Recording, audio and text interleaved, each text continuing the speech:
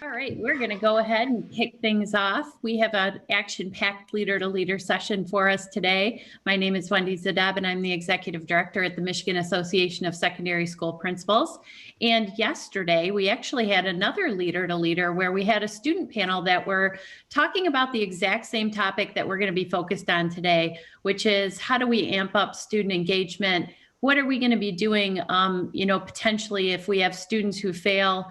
What alternatives might we be exploring to failure? So I just want to remind everyone that I do know there's a lot of media interest in this topic.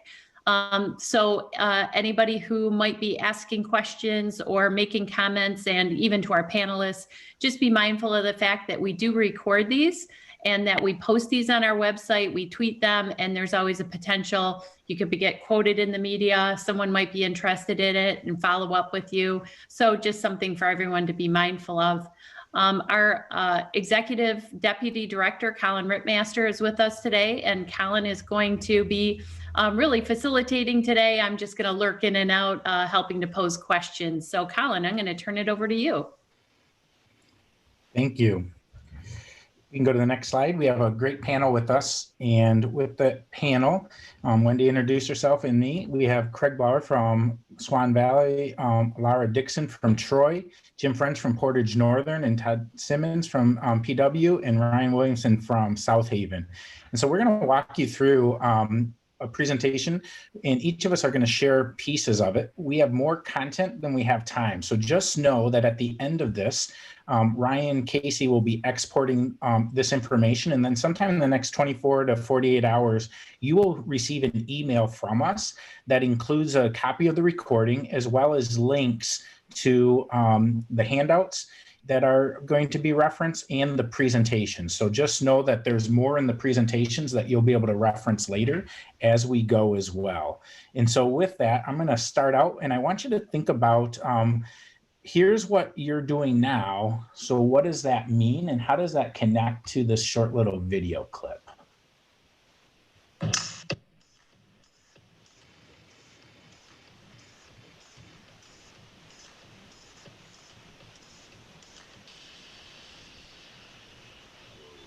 That's not good. Oh, I don't need this. I'm already late. Somebody will come. Anybody out there? Do you have a phone? No. Sorry. Somebody! Hello? There are two people stuck on an escalator and we need help. Now, would somebody please do something?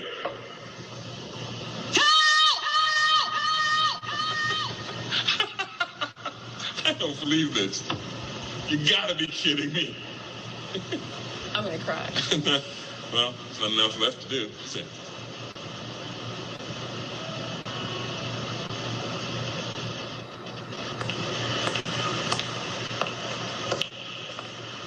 Hello? Hey, don't worry about it. I'll fix it in a second. He said he can fix it. All right. All right. That's more like it. He says he can fix it.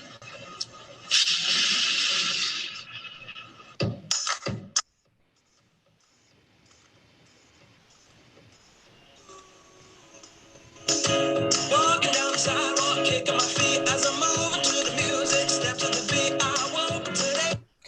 So often in education, we know what we know and we do what we do, and we get into habits and patterns of doing it. And sometimes we forget that if we just stop and think, we could just walk off the escalator. We could just step up and walk out and not wait for others to do it. So as we go through today, what I want you to be thinking about are what are the opportunities that are available in the supports, the interventions, and the approaches you already have in place in your school? And how do the ideas that are shared by our panel today, how could they be adapted based on the current context? So rather than always pigeonholing, think about transfer and how we might slightly adapt what we already have in place rather than thinking we have to completely revamp everything. So as we go through today, I know and you know that for many of our students, this is their life. For some of our teachers and staff, this is their life. And that part of the reason they struggle is they struggled in face-to-face because their life in and out of school often looked like this. And now when we added in remote learning, hybrid learning, things stopped, like that elevator stopped, and all of a sudden school stopped on March 13th. And then we came back to school, and some of us were face-to-face. And then all of a sudden that elevator stopped again at Thanksgiving, and we had to go remote. And there's these fits and starts that keep it coming and going. And yet for so many of us, this is what our life looks like. And the media tries to say, hey, just wave the magic wand and all of a sudden everything's nice and neat. And so what we've tried to do here at MASSP in partnership with our board, in partnership with each of you, is to help to provide some ideas of how can we help to hang up some of the clothes? How can we help to provide some structure, knowing that for our students, part of what they need is some structure. There's some students struggle because of their math skills or their reading skills, but for so many of our kids who are struggling now, it's self-management. And so as we step back, as we adapt and we think for how we can take a step forward, how can we step off the failure escalator and actually move towards earning credit and focus on learning? Think about what are those hooks that students need? What is the purpose and how to get there? So that grading and engagement don't become chance or risk, but opportunities to go there. And to do that, we really need to focus on the connections we build, the competencies we have, in the control they are. So as we go through this afternoon, in the next 45 minutes or so, I want you to be thinking about, as people share their stories, what connections are making a difference? Where does competency come in when it comes to navigating, whether it's the digital divide or the access or just managing themselves? And where do we provide choice, flexibility, and outcome? So as students are thinking about where they are, we constantly come back to these 3 C's. So with that, Todd Simmons from Pewamo, Westphalia, he's the principal of their junior senior high school, really has focused in around connections, competency, and controls. Sometimes we call him Dog the Bounty Hunter, as he's chasing down kids and trying to help them out. But as you think about your school, Todd, and what you're doing around this and how you build connections and the competencies you're focused on and the control that you're trying to give with choices, what do you focus on as a building administrator that's working for engagement and or how you're addressing it based on your current approach to remote learning? Thank you, Mr. Rip. This is another honor. Thank you for having us. Thanks, Mr. Casey and Ms. Z, for putting this together. I do not have a slideshow for you, and for that reason, I'll try to keep it as brief as possible, just because I know it's hard to keep up with someone who's just using a verbal format. But to Mr. Rip's point, ever since March 13th, we've really focused on a platform of provide, connect, and support. We've tried to provide during this adverse time. We've tried to stay connected during this adverse time. And we've attempted to support, especially the very least of these, or our least of these, in this adverse time. So I'm going to go through some of the ways that we've done that. I should start out by saying some unique things about our school. We are a small Class C school, about 25 minutes northwest of Lansing, in the middle of, like I always say, in the middle of cow pasture and corn stock. We are very rural. 3 of the 4 roads that surround our campus are dirt. And just across the road from me right here, I could probably throw a baseball and hit 2,000 or one of the 2,000 head of dairy cow. Very, very rural, very conservative residents, predominantly a German Catholic community. And the reason I share that with you is that is very much played into our learning platform that we've been charged with from our school board, in that our district, our parents, our residents want our kids face to face. And what that's led to is about 97% of our kids are here in person. They're in person right here today. We only had about 3 or 4% choose our online option. So to put that into perspective, that means that we've had to quarantine many times. We've had mass quarantines, which meant we've had to set up kind of a dual curriculum to serve our students that are not in quarantine. In other words, the kids that are in our classrooms right now, while also keeping our kids learning and growing while they're quarantined at home. And as you can imagine, as practitioners and professionals and the folks in the foxhole, that's quite an undertaking for our educators. So what we've done, because we're kind of unique in that way, and that we haven't moved to hybrid or we haven't been in a remote setting from a district-led perspective very long, what we've done is also unique. We've gone after kids in a very personalized and very relational-based way. We are constantly calling kids. I can't, for you folks out there that are kind of FERPA hounds or those that are worried about professional boundaries, I would say most of our kids have most of our educators' numbers. Our educators are calling kids on their cell phones. They're texting their kids. They're going after them. All of my kids here in this building have my cell phone number because we just have, unfortunately, lost a lot of kids academically, and we've had to go after them. So we're calling them, we're texting them, we're getting after them. As Mr. Rip mentioned, not just me, but a lot of my teammates here actually go visit kids in their homes. When we were in those state-led or health department-led remote settings, we went right to the kids' homes and knocked on doors and said, hey, what's going on? You're not engaging, you're not connecting, you're not responding.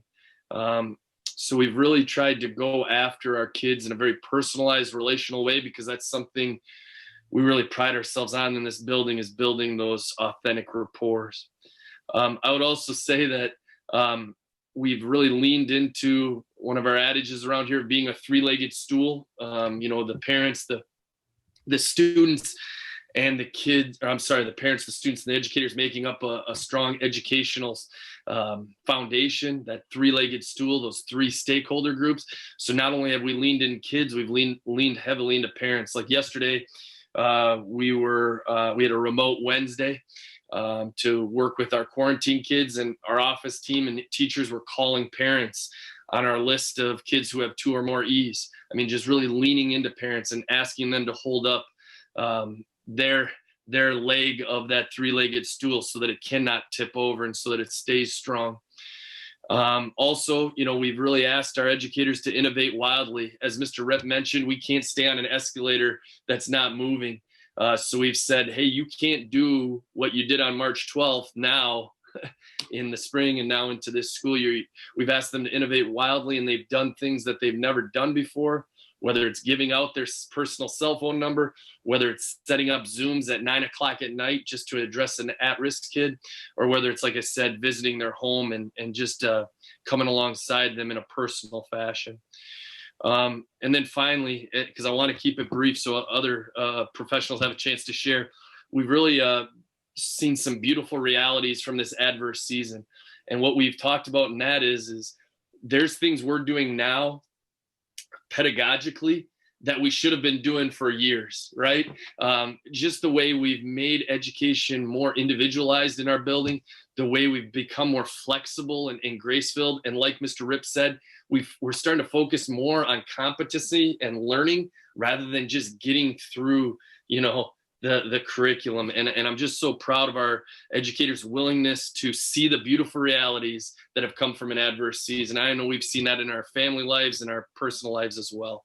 So those are just some of the personalized relational ways that we've tried to provide and connect and support our kids. I know some of them are a little unique. Maybe it makes people uncomfortable, but we've had to take some pretty significant steps to try to reach kids where they're at. Thank you, Todd. Ryan, over in South Haven in Southwest Michigan, you have a much different population, some different challenges.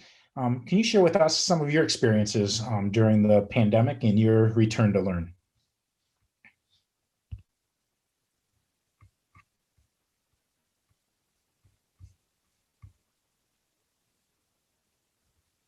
There we go. Yeah, thank you, Colin. Is that everything appropriate here? Everything working? All right, great.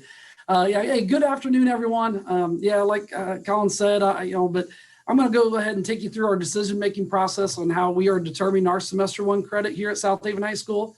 And there we go.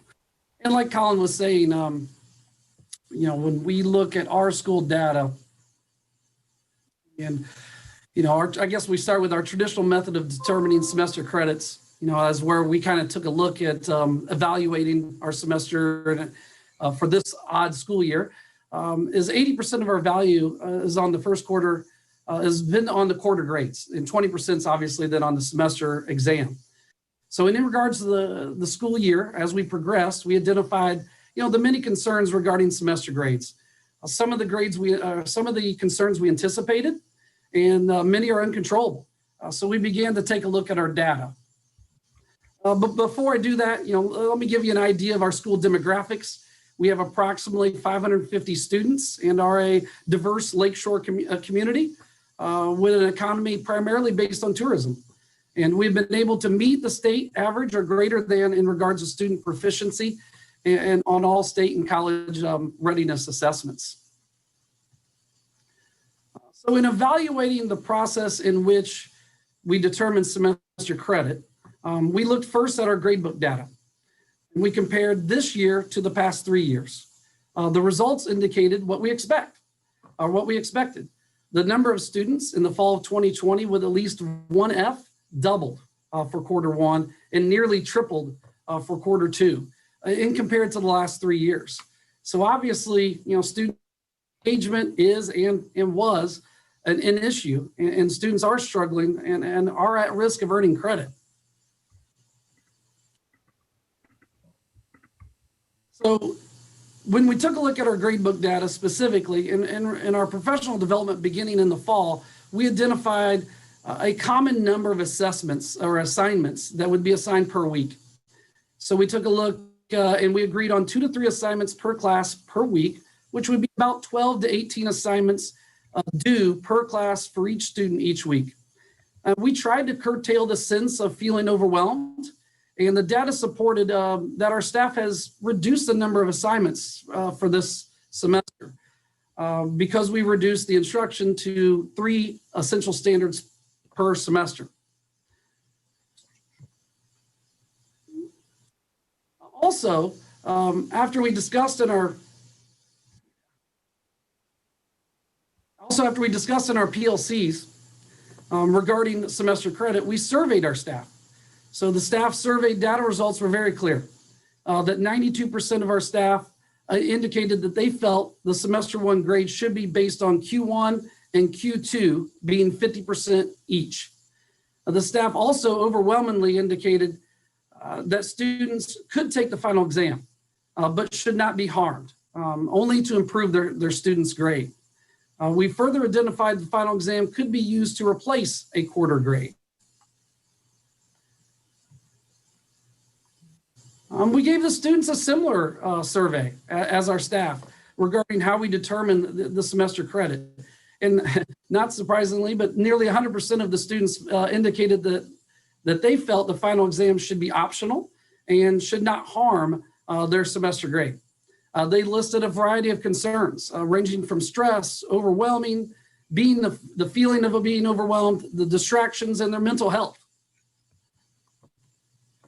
So we came to the conclusion that the semester credit Q2 grades. Students will not be required to take the semester exam, but students may take the semester exam to replace their lowest quarter grade. Through our PLCs, we also explored exempting grades not related to essential standards. And if a student passed the summative assessment, then the assignments leading up to the summative grade could also be exempted. We also empowered staff to modify their gradebook relating to zeros. We feel that, especially during the pandemic, that zeros disproportionately affect the gradebook and the student's proficiency or understanding of the essential standards. So that's how we went through the process of determining how we're going to evaluate our students and how their semester grades are determined. So I want to thank everyone, and I appreciate it for the opportunity, and continue to look forward to hearing what the other individuals on the panel have to say. Thank you, Ryan. And Craig, over in Swan Valley, shifting back towards Saginaw in more of a central Michigan area, Talk to us a little bit about some of the ways you've approached this through the type of schedules and approaches you provided for your students and how that's influenced engagement and the grades that are achieved, the learning that took place. And Colin, we've done a ton. You know, I'm kind of bottom slice of this speaker sandwich as the only middle school person here.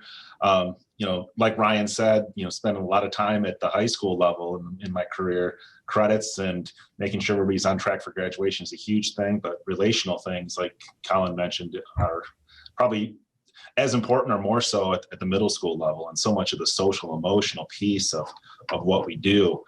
But what we're looking at is kind of for us, you know, we offer the buffet of options. We've got 100% in-person kids for some of our students that have special needs. We've got 100% remote students, and we run a weekly hybrid as well, where I've got about 80% total kids participating, 40% on site and 40% on site.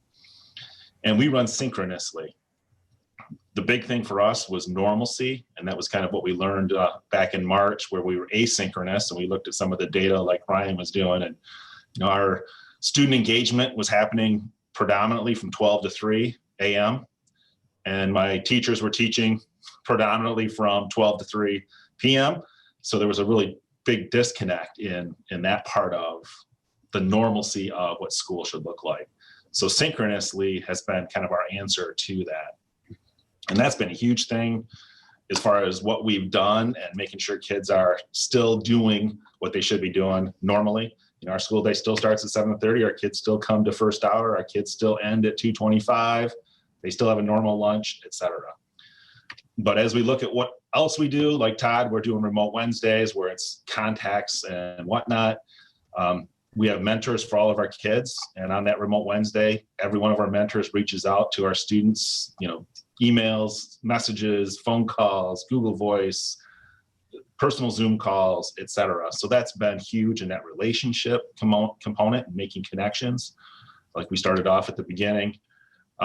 The weekly phone contacts with anybody that's failing by my classroom aides on those remote Wednesdays as well. And it's developed into a really cool relationship with those aides and my students, because my students will reach out to the classroom aides as quickly or quicker than they will to their classroom teacher, because they feel they have an advocate that they have weekly contact with. And I know that Mr. Adams is going to call me on Wednesday, so I'll hold off on that question or reach out to him during the week if I need anything.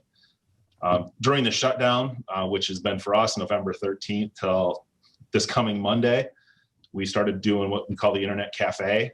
And basically any kid that wants to come into the building and work in the cafeteria under the supervision of some of our staff and some of our aides, it's open. And we're averaging about 15 to 20 kids daily that are coming into the building because they want to get out of the house and take a shower and get dressed, etc.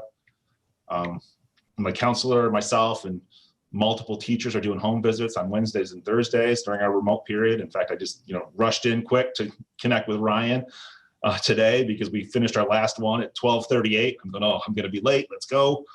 But those home visits, kind of like what Todd said, have been huge.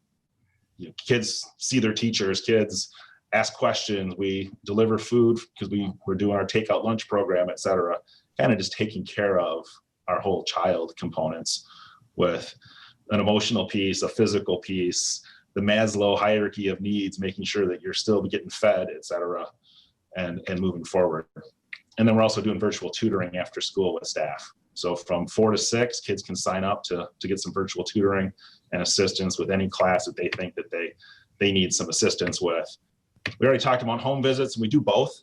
We do the kids that are struggling, but my staff also starts to pick off the kids that are doing what they should be doing. And we've kind of developed a partnership with the local baker here, and we take cookies and a good job, attaboy kind of piece with the kids that are doing what they should be doing. So we're again looking not just at focusing on one group, but all of our kids. Wellness checks by my counselors and virtual lunches. She has a lunch with our kids via Zoom 3 days a week, and kids can just sign up to talk to each other. So they do that, and then they talk to an adult as well. We've got book clubs going on. Obviously our social media, and I know I've seen a lot of stuff from Wendy about what everybody else is doing as well, whether it's the dress up days before Christmas, or, Winterfest is coming up, etc., just to keep the kids engaged in what's normal and trying to maintain some normal and making some memories for our students. Because really there are very few kids going, yeah, that Zoom on Tuesday was awesome. I'm going to remember that as I graduate or as my 8th grade year comes to an end. That kind of thing isn't just happening. We're, again, trying to make those connections and make those memories and have kids love school.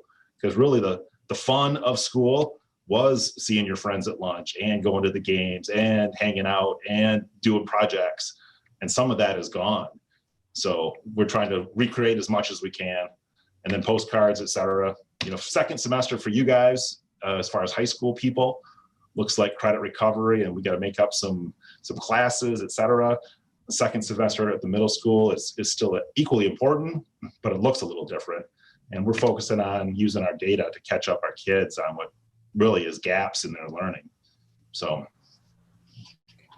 Craig, one of the questions that came up was around, do kids set up or sign up for things like the internet and that type of thing? How do you handle that?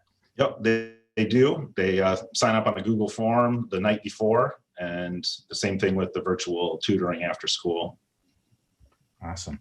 And just for those of our middle level folks or central office who have middle level folks that aren't on with us today, next Tuesday at 4 p.m., we're going to actually have a middle level specific presentation connected to this. So we've heard from Todd around how Dog the Bounty Hunter and them have really dug in his small rural community, and really from that personal connection, phone calls and shaking the trees to get kids to involve, to Ryan and how they've been surveying, collecting evidence and adjusting, to Craig and how he's approached this in the connectivity piece for the middle school and making sure that students are having a experience that they'll remember. Laura comes from a much different setting over on the southeast side of Michigan at a large suburban high school, Troy Athens High School, and she has a strong team of people that she works with. And so she's going to share with you kind of how they've approached this from a systemic point of view to really focus on not only providing engagement, but supporting all students, particularly those who are struggling. Well, hello, and I'm thrilled to be here with you. Thank you for joining us on Zoom. I have quite a bit more information in the PowerPoint than I'll cover, but we are a comprehensive high school. I have 1,600 kids. We're used to very high achieving. We also have about 18% of our student body who have IEPs and 504s with 4 self-contained classrooms. So we consider ourselves a family. We're all different. We're all alike. We love each other, and we make it work together.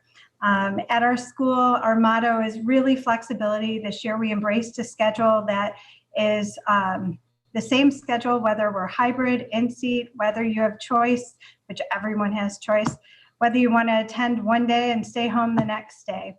The point and goal of the schedule was to make certain that teachers have an opportunity to teach all their classes and only focus on 3 things a day.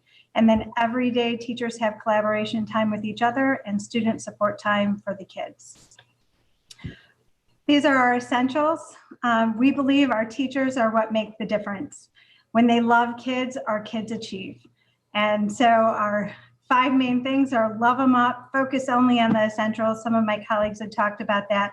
We pared down our curriculum to say truly what is needed right now for kids, and make sure kids understand the what and why of what they're learning, and then how they're going to demonstrate it.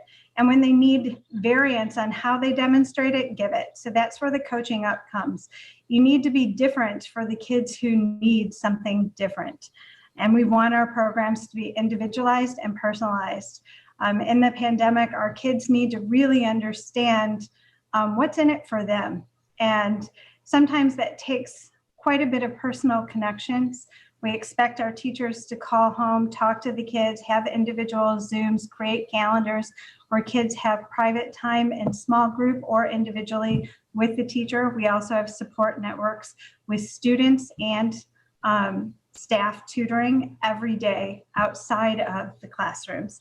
And finally, when that's not working, it's all about a team approach at calling in the buddies, making sure a kid is linked up with another kid who's successful and that they feel comfortable with, and a buddy, a caring adult in the school. We want every single kid to at least have one adult who they believe makes a difference for them. So the key is for our staff to know what's going on. And we have a very common language. We're very deliberate in our professional development. And that's why we've built in PD time and collaboration time every day this year. And that's new to us. Our teachers have time with their departments, their content teams across town, and anything the sky is the limit. I offer to cover every teacher's classroom if they can want to go observe another teacher, if they have something that they believe they could do to really make learning more hands-on and real for kids.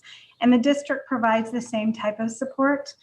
In addition to the kids having open-ended support daily, so do our teachers. And on the district level, it's weekly. So once a week, the teachers know you can always go to a content expert, a text expert, and have individualized support.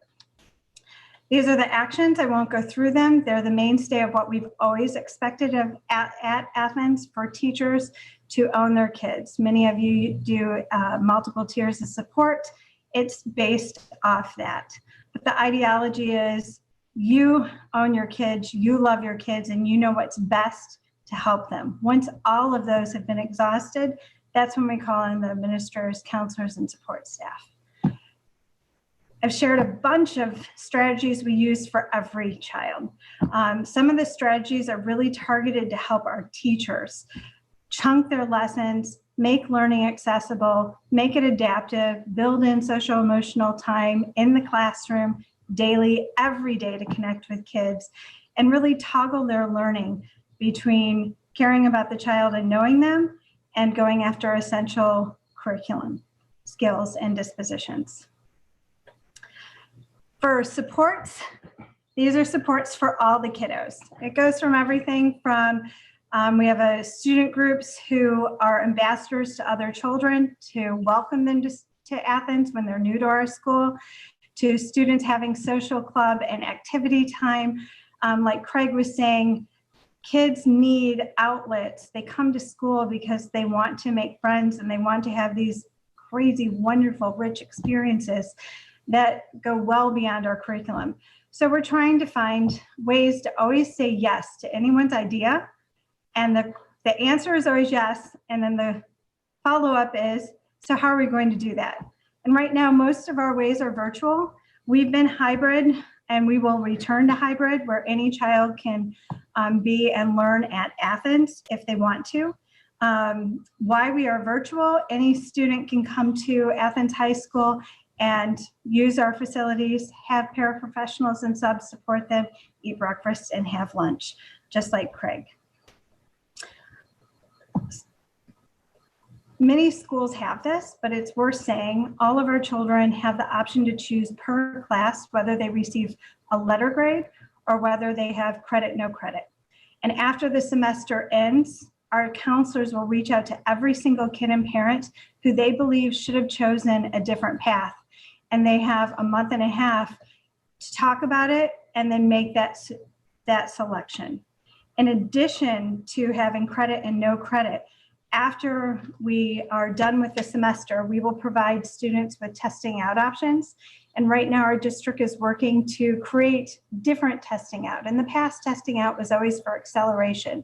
And now we're going to also create testing out where it shows true minimal proficiency so that we can award credit based on competency. We use Edgenuity to offer free online credit to any student who does not pass through our credit system. And we are also allow teachers the flexibility of, after the semester ends, to still work with students if they choose to do so and retroactively award credit when they deem competency has been reached. We provide wraparound support. So as a principal, my job is to make sure that I am always understanding the data, where we're at, helping our teachers know their own data and go through it. The evaluation process is very important and a major part of this, to have personalized conversations and department conversations.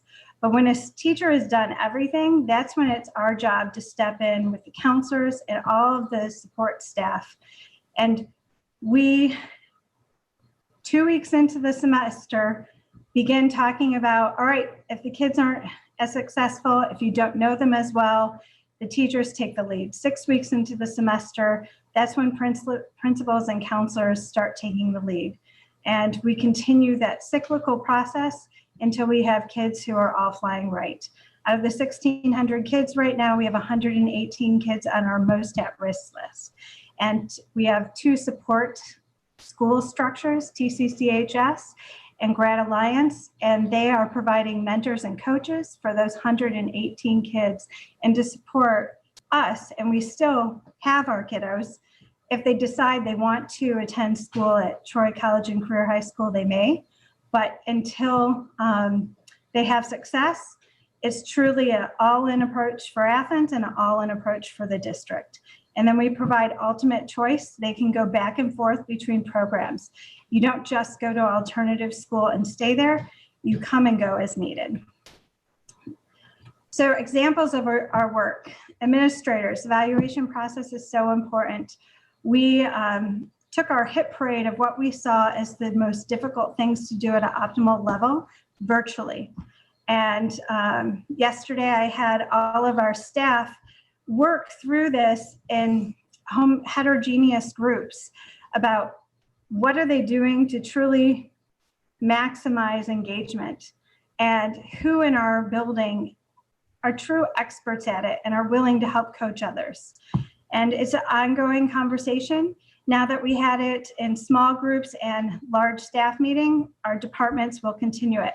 And then they'll loop back to me and tell me what support and resources they need for additional optimal learning and support for kids. Most of my teachers have all chosen to make student success their growth goal. And just like with the kids where we're saying flexibility is key, with the teachers, we're saying flexibility is key. You want to work together, you want to share each other's data, it does not matter. All that matters is we try, we learn, and we get better together. So here's an example of a growth goal that the teachers wrote and they're working through. I had a meeting yesterday with a teacher who has the highest failure in my building. You know, huge tears when she found that out.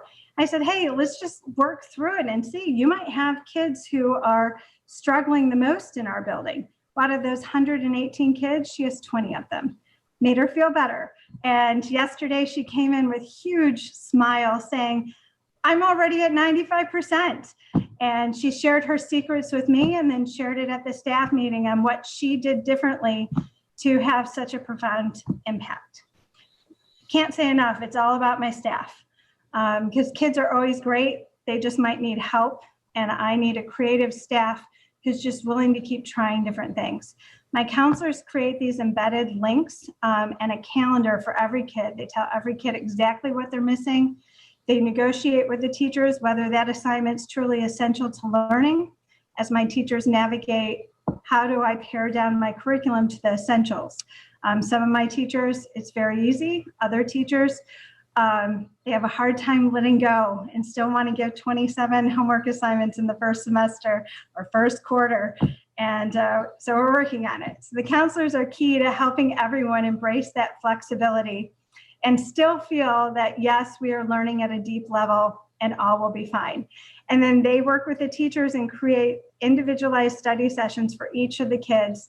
And they give the kid the link to that study session on their calendar so it can also go on their phone.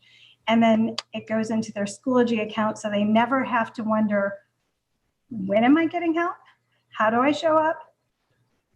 We do individual contracts per teacher, per counselors, per APs. This is an example of my culinary arts teacher's contract. And then all of our counselors provide information for our kiddos weekly on Wellness Wednesdays to give them tips. They hold group therapy sessions, individual therapy sessions, just constantly reminding kids that it's okay. If you have stress now, that's normal. And stress can even be powerful and productive. And they're just trying to help kids understand whatever they're feeling, whatever they're going through, it's okay.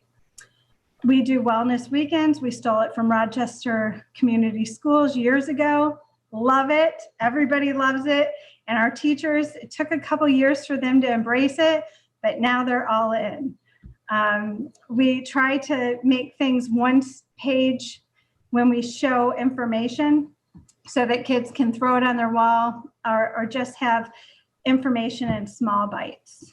And we're just always putting things out in video or in digital format. We also have weekly reminders to constantly tell people it's okay if you didn't read what was sent before. It's okay if you have questions. We'll keep sending it out in a different way, whatever way connects with you.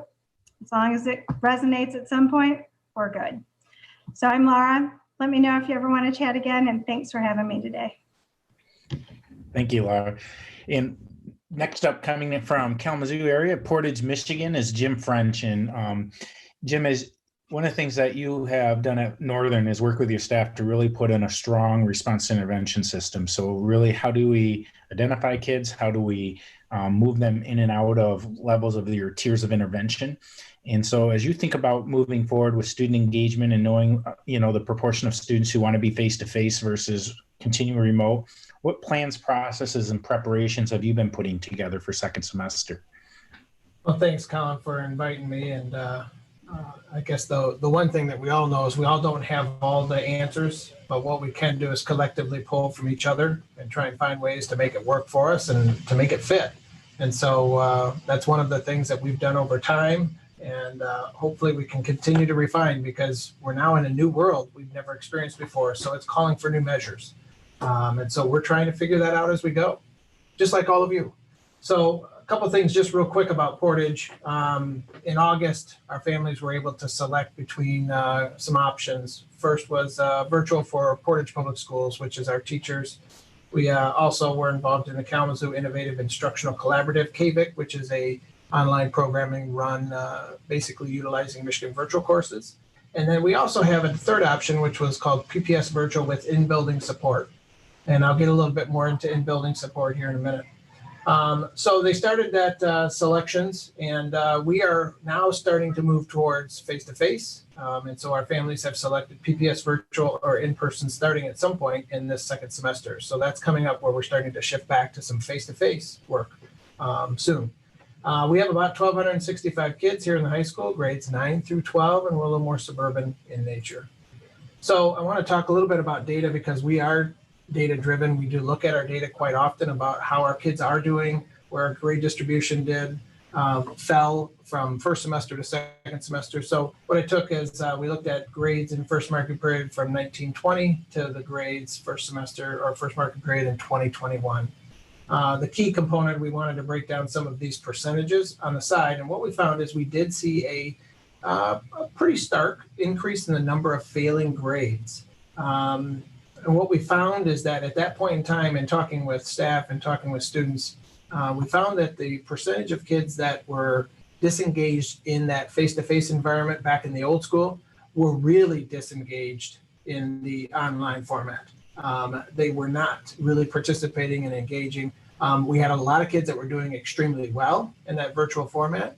And we had a ton of kids that really said, I really enjoy the virtual format because I don't have that anxiety about coming to school, maybe with 1,200 kids. I can control my environment, and I really am doing quite well. So, but what we focused on, though, is that we saw the distribution pretty similar to what we've saw in the past, but a few more failures than what we'd like to have. So we started talking about how do we affect that and how do we change that?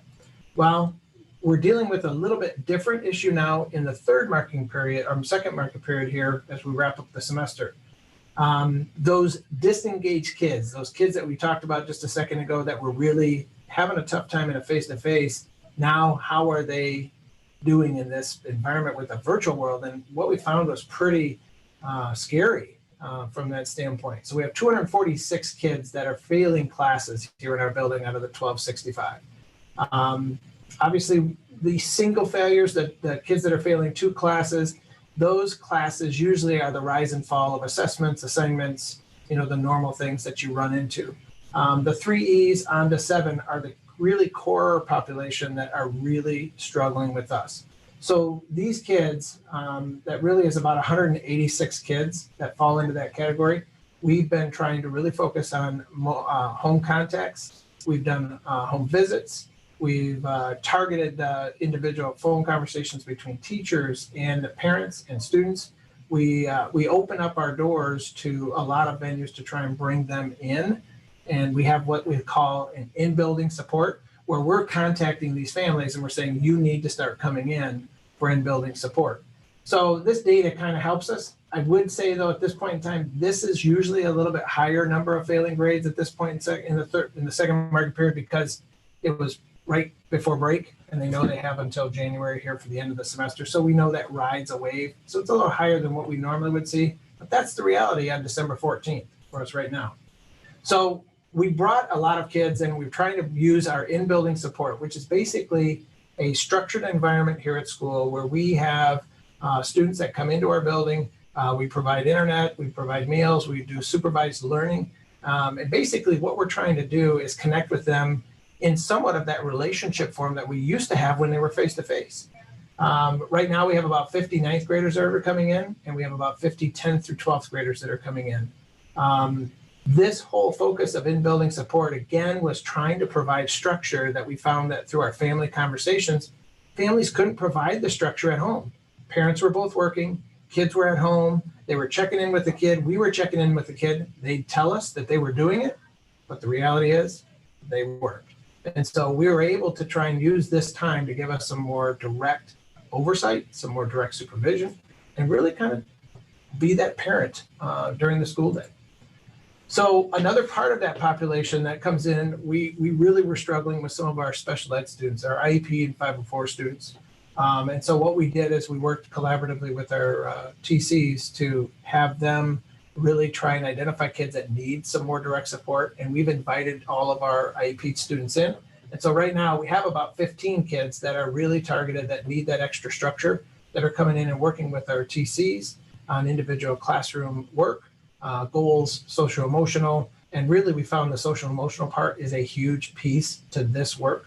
That relationship, that conversation, the love, giving them the love, because those kids need that focus and that support to get moving forward. So our students with IEPs are coming in. We also have what we call our directed learning room.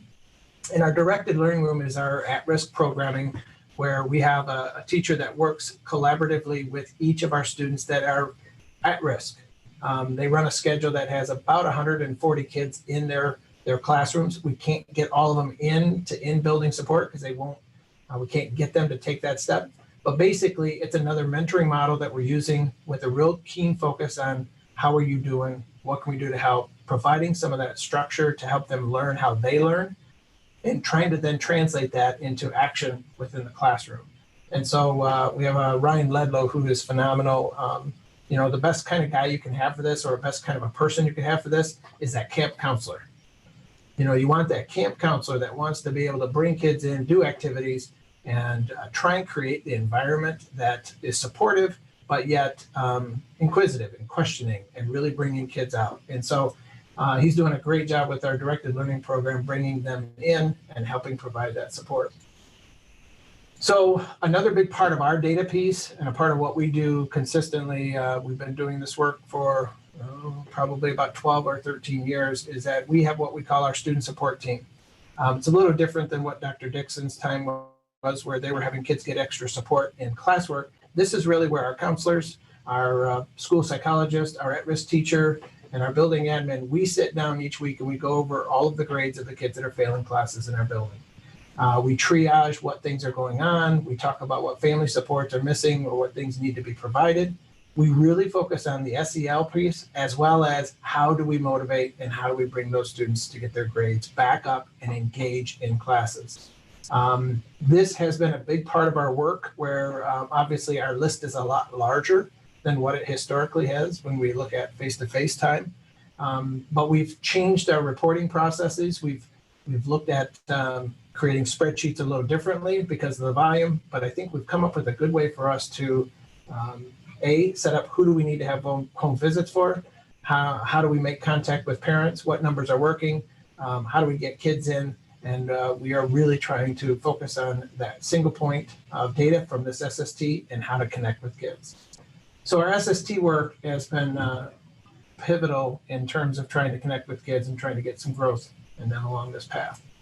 Well, obviously, we're not going to solve all of these problems. We know we're going to have kids that we're not reaching. And so we've talked a lot about how do we start to prepare for second semester now. And so we started talking about English 12. We got some failures of students for English 12 and how do we help promote graduation. So we're looking at creating some additional sections of English 12 in remediation and assisting them so that we can get them through to graduation. Another big one is our transitional kids. We know our ninth graders, when they come over, it's already hard enough when we're face to face, but in a virtual transition, it's hard. So our Algebra 1 course failures are of concern. And we have some kids that we're not connecting with. So we are looking to create another Algebra 1A section, kind of a remedial section of Algebra 1 because of those core concepts that need to be refined and need to be captured before they continue with the curriculum. And then the last area that we're really focusing in on is world language in a virtual world has been struggling. So our Spanish 1, Spanish 2 kids, we're looking at trying to come up with maybe even a standalone course with more of a focus on culture to help them move forward because they're not engaging in grammar. They're not engaging in the other components that normally are there for usage with our languages. So we're trying to find ways to get creative, to move them around and to get them opportunities. But those are things that we're really focusing in on to start on the 25th with solutions to some of those issues. And I believe that's everything we have. So I guess the one thing I want to focus on is, and what I've heard from all of our speakers so far, is the relationships are the biggest part. I don't have all the answers. Our focus here has been trying to replace that face-to-face relationship and trying to find a way to make that in the virtual world. Our kids need us. And when you sit in and you talk to parents, the best thing that I could say about a compliment to our folks, because I think Dr. Dixon had mentioned that your staff are wonderful and they've done great things. I've had parents that, we have now the Google Meet bombers, with your parents that are standing back behind their kid. They're listening and they're kind of seeing and hearing what's happening in the class. I really think it has been such an advantage for that to actually happen, because our community now looks at how our staff are interacting and how our staff's vocal inflection, the care, the love, the compassion that's coming out from our teachers to the kids within the classroom. I've received more positive feedback from our parents about, man, I didn't realize how you guys care and love our kids. And I just can't say enough about sometimes when these challenges come up, we're presented with what we think are real potential problems, like, well, what are we going to do when people are watching us teaching? I think it's been one of the blessings that could be available, because now parents are looking at really what our people do with our kids, and they are floored and so appreciative. So keep building those relationships, keep working hard. We're going to get there. But thank you for the time today. As we move forward, we started out around the focus and that these escalators break down and what do we do? And so you've heard how different schools have been approaching that, knowing again on next Tuesday at 4 o'clock, we have a specific to middle level. Oftentimes in schools, we get going and we get stuck. So whether it's the escalators, other times we get going and we just keep going. And oftentimes when things get hard, we just retreat back to what we did.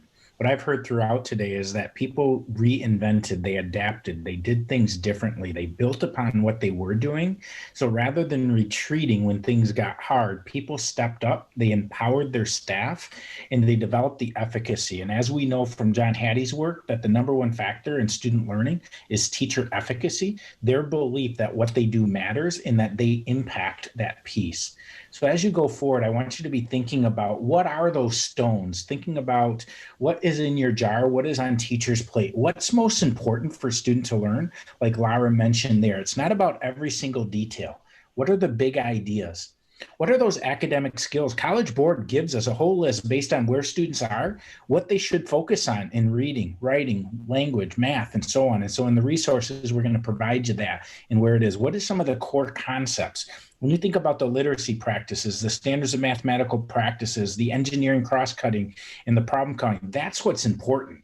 Whether I know plot, character, theme, that's great if I have that. But at the end of the day, can I make an inference? Do I know how to cite textual evidence? Do I know how to evaluate sources rather than did I read To Kill a Mockingbird, or did I get through Oedipus, or whatever the text is? That's the sand that we can fill in with. And that's all great and important and stuff at some point in our lives based on our own interests and talents. But at the end of the day, it's not for everybody. And each of us is living through a pandemic. So as you start thinking about moving forward, what are those stones that you're going to prioritize? Taking care of kids' relationships, connections, their competencies, giving them some choices. Then when it comes to the content and the lesson, how do we simplify and focus on those academic skills that are enduring? And then for those students who are accelerating, that, as Jim said, he's had some kids who are having greater A's than they are in the past because they're thriving in this. I have a son who's thriving in remote learning. He doesn't have to wait for everybody else. I have another student who's really struggling with this remote learning. So how do we help to do that? Because at the end of the day, we can take all of those things and we take it back to what's purposeful and meaningful for our students, and how do we draw them in so that they can transfer to what's important to their lives in their goals. Because at the end of the day, in this pandemic, we are having a raging sea. We have winds that pick up, we have waves that want to toss us. But at the end of the day, if we keep moving forward, as we keep meeting the needs of where we are, we make it happen for students. So as we go forward, know that we do have additional opportunities coming up. We will continue to do it. If you're looking for some of those opportunities, including for our assistant principal, deans of students, we have our AP Summit that's going to be remote.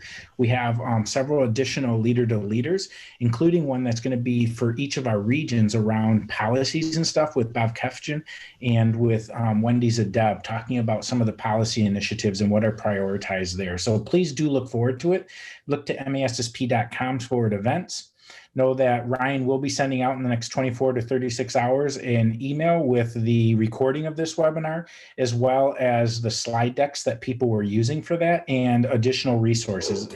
We will be including the College Board's academic skills that will give you some prioritized content, as well as a curriculum review document where you can look at, based on these courses, what is some of the content that should be there prioritized that aligns both the Michigan State standards with College Board standards. So for our middle level people, our early high school to our latter part of our high school, you can look to what are the things to prioritize as we go forward, knowing at the end of the day, what matters most are the relationships. You matter. You empower your students, you inspire your students, you inspire your staff, and you provide them the guidance. People just need to know that what they do matters. And so thank you for our panel for being here today. Thank you for sharing your ideas and your expertise and inspiring us to move forward with our staff around that. We look forward to continuing to partner with you in the weeks ahead.